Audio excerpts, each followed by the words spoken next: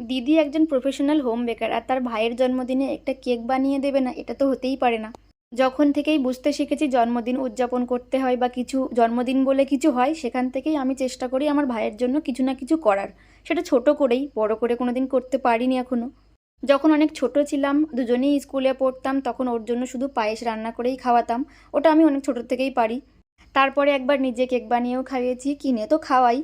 আর একবার একটু অনুষ্ঠান করে বাবা মার সঙ্গে বলে যে ভাইয়ের একটু অনুষ্ঠান করে বার্থডে সেলিব্রেশন করব, সেটাও করেছি। আর 2026-এ এবার তো ভেবেইছিলাম যে হয়তো ও বাড়ি থাকবে না, কারণ বাড়ি ছিল না সারাদিন, হঠাৎ করেই বাড়িতে হাজির হলো। আর আমি ঝটপট ওকে না জানিয়ে একটু সারপ্রাইজ করার চেষ্টা করলাম, পায়েস বানিয়েছিলাম শুধু, আর একটু ছোট কেক। তো সেটাই কি করে ডেকোরেশন করছি সেটাই দেখুন।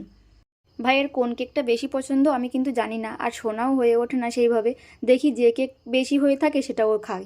তো তাই জন্য আমি আর জিজ্ঞেস করিনি, কারণ জিজ্ঞেস করলেও সব জেনে যাবে, তার জন্য ওর কাছে কিছু জিজ্ঞেস করিনি, আমি বানাতে বসে গেছি।